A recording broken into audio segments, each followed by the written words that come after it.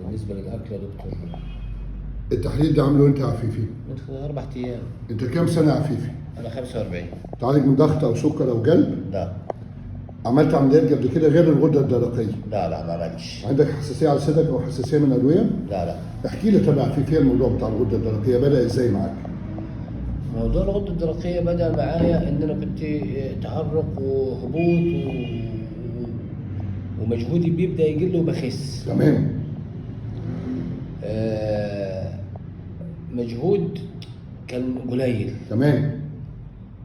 بس هو ده اللي كان بيحصل. لما جيتني الاول انا عملت لك اشعه وعملت لك تحليل. عملت لي اشعه وعملت لي تحليل. بس الاول قلنا مش هنعمل عمليه. قلنا مش هعمل عمليه. اديتك علاج ولا كنت مخليك متابعه بس؟ لا اديتني علاج. كنت باخد التروكسين. برافو. كنت بتدي 50 ولا كام؟ كنت مديني 100. 100 مشيت عليه لمده قد ايه؟ يعني حوالي 6 شهور. 6 شهور. وجيتني تاني بعد كده. جيتك تاني. لان احنا لما عملنا الاشعه اول مره ما كانش فيها نتوءات، ما كانش فيها عقد. بالظبط. كان في تضخم فعلا وكان في ضعف فعلا في اداء الغده. تمام. بس ما كانش في عقد. قلت لك طالما ما فيش عقد او نتوءات يبقى مش هينفع ان احنا نعمل عمليه. بالظبط كده فعلا. واحنا بالمتابعه اول متابعه بقى عملت لك الاشعه لقيت عقد ولا في اي متابعه؟ لا في الاخيره. في الاخر يعني احنا عملنا كذا متابعه. عملنا كذا متابعه ايوه. كنت باجي كل 3 شهور لحضرتك. فكنت كل 3 شهور ما بعملهاش. مفيش اي حاجه. نعمل الاشعه التلفزيونيه والتحليل اللي هو التي اس اتش 4 و3 وكده تمام. الفري تي 3 والفري تي 4 والتي اس اتش. تمام. انت يعني انتبهت معايا كذا مره. وفي كل مره كنا بنعمل الاشعه والتحليل. بالظبط. تمام. وكنت اقول لك سلام مش محتاجين عمليه خلاص. انت جيت كلمتني وقلت لي ان نفسك اتضايق وبتاع. جينا عملنا الاشعه لقينا فيها ايه؟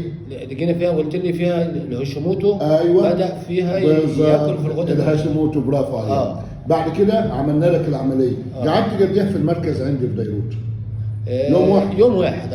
قعدت يعني تاني يوم مشيت. صوتك تمام؟ الحمد لله. نفسك تمام؟ تمام الحمد لله. رجعت بقى القوه. احنا لينا قد ايه عاملين العمليه؟ يعني 4 شهور. انت بقى تاني يوم على طول نزلت شغل؟ تمام الحمد لله. والامور تمام؟ الامور تمام. نفسك تمام؟ تمام. صوتك بنسبه 100%؟ الحمد لله. مفيش اي تشنجات او حاجه؟ لا مفيش. كل الامور تمام التمام. ده انا كمان بلعب كوره يعني الحمد لله بجري دلوقتي كويس تمام التمام. عم تلعب كوره وعم تروح الغيط وتمارس كل شغلك تمام التمام. تمام. 24 جراد. الحمد لله. وحياتك الزوجيه ومع اسرتك كل امورك تمام. كل حاجه الحمد لله. الصوت تمام 100%. الصوت 100%. النفس تمام 100%. تمام. وكمان انت بشرتني وقلت لي انا بطلت التدخين نهائيا. هايل. ده افضل حاجه. الحمد لله. صحتك بدات ترد. ووزنك بدا يرد. زدت حوالي يعني في الفتره دي حوالي 6 كيلو او 7 كيلو. هايل في الاربع شهور. في الاربع شهور. كانت مصاك هي.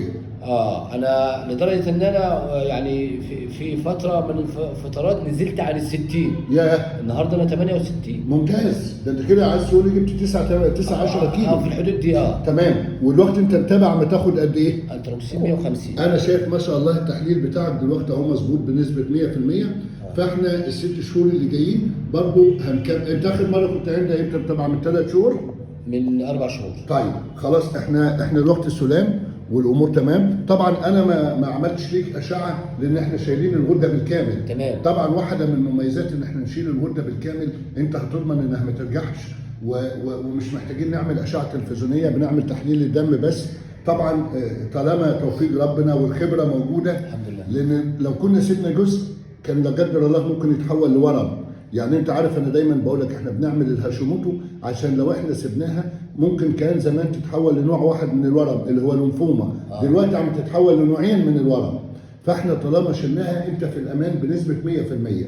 انا طبعا احب اشوفها في اي وقت وانا عارف ان انت على تواصل معايا. ده انت مره جبت لي حد قريبك كمان عملت له عمليه او انا كنت عامل عمليه لحد تبعك او حاجه زي كده. وفي واحد دي كشف ممكن. بالظبط.